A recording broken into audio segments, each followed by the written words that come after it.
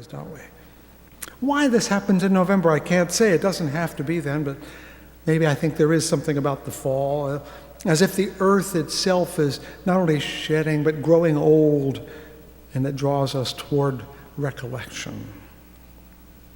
The one thing we don't call all these ceremonies is venerating the dead, because that's what primitive peoples do, as though they're bowed down in front of some altar in some smoky entrance somewhere. But that's what it is. We are venerating the dead.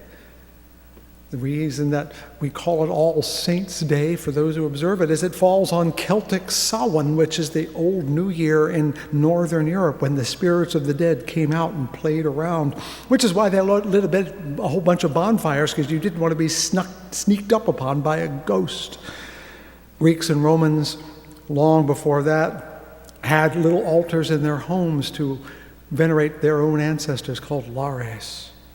The poet Ovid describes the holiday of Parentalia, when flower garlands, see flowers up there, salt, bread were given to the family tombs. St. Augustine's mother, named Monica, hence Saint Monica or Santa Monica of the Pier, she was known to take her dinners in cemeteries. Literally would take the food out to the cemeteries and eat with the saints there. St. Ambrose, her bishop, warned her that she should not commune so much that she was too tipsy. But communing with the dead is a very old custom.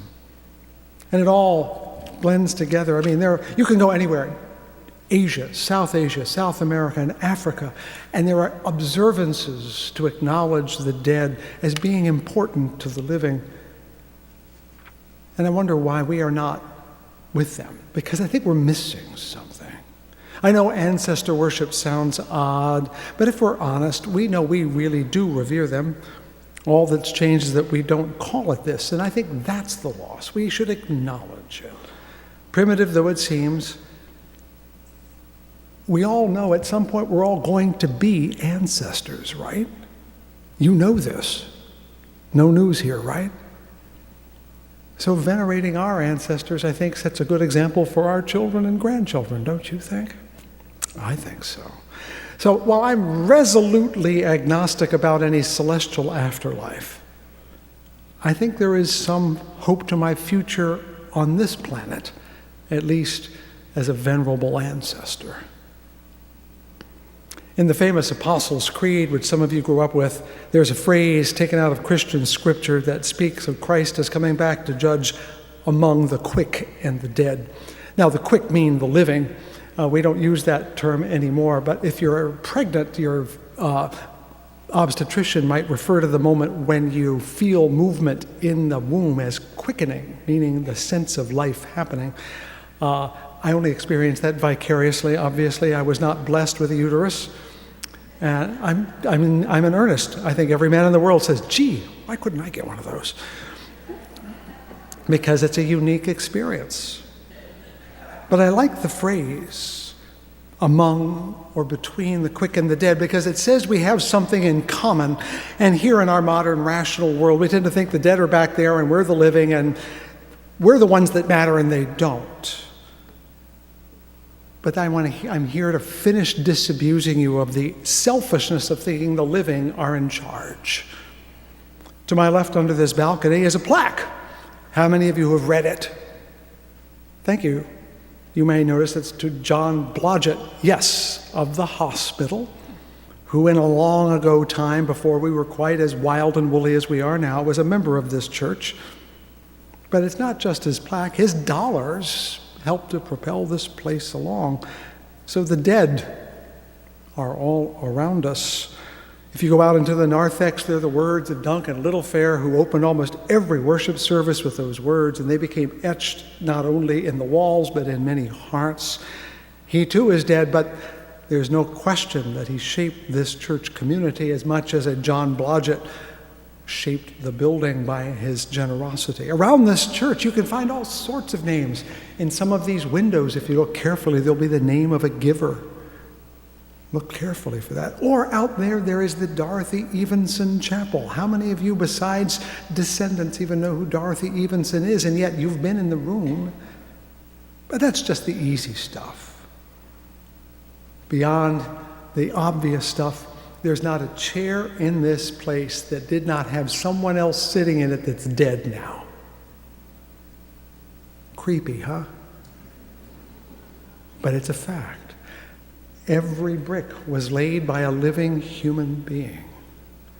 The marble carved by carvers unseen. All sorts of things contain the dead, and we're enclosed by them here every day. We are protected by the dead. We are guided and sustained by them here in this church, but not just here in this church.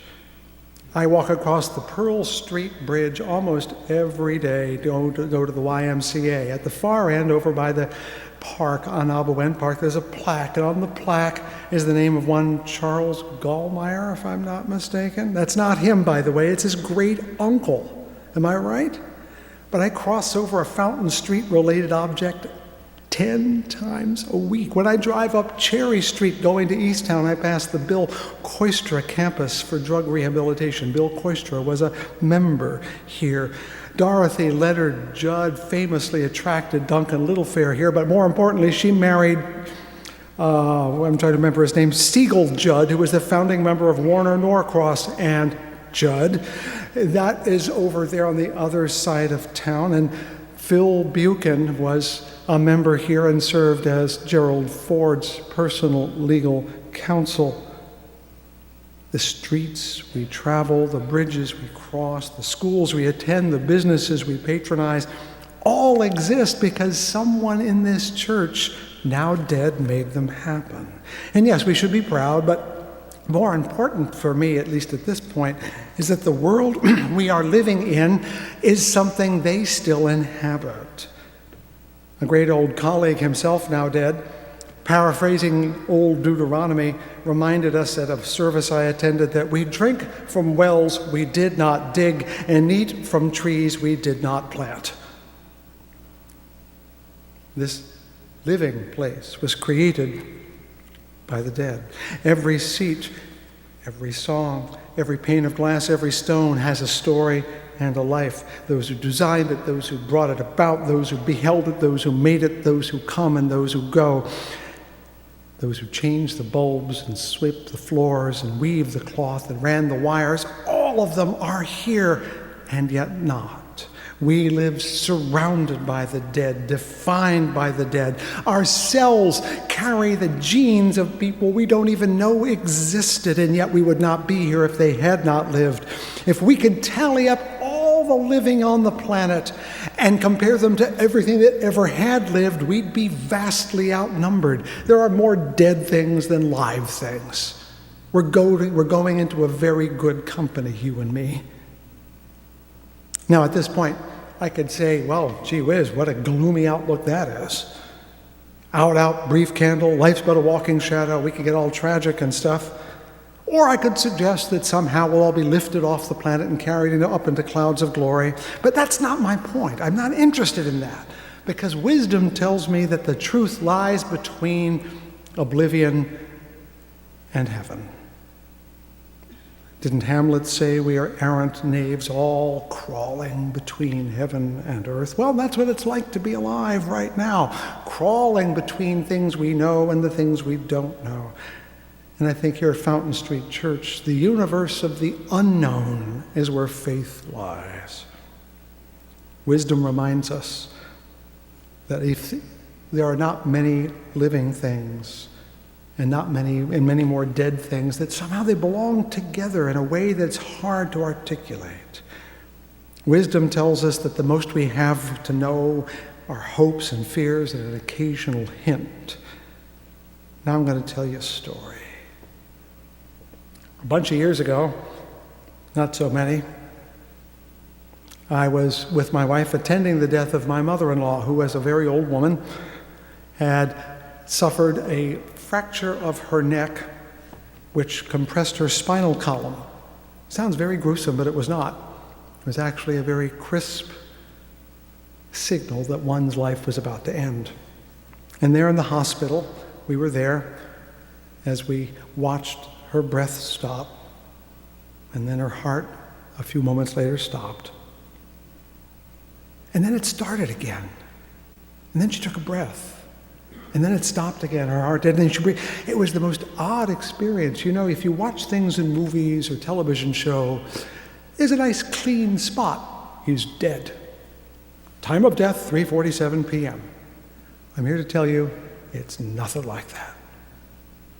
We slip out of life only barely less gradually than we slip into life. The boundary is much more murky than we think. And that leads me to wonder, and just to wonder, whether in some sense we should not even speak about the dead as being dead at all, but just in a less remarkable state of being alive. I know I'm sounding a little goofy and kind of airy, and in conflict with all you Richard Dawkins fans, I found this quote by Richard Dawkins. He's very sobering. He says, "However many ways there may be of being alive, it is certain there are vastly more ways of being dead, or rather not alive." But, oh man, then there's Einstein, who, bless him, said, there are two ways to live your life. One is though nothing is a miracle, and the other is though everything is a miracle. If you have to choose between them, which one's going to get you into tomorrow better? Because as for me, dividing the universe into a minority of living things surrounded by an inert universe feels very lonely, very selfish, very arbitrary, and very wrong.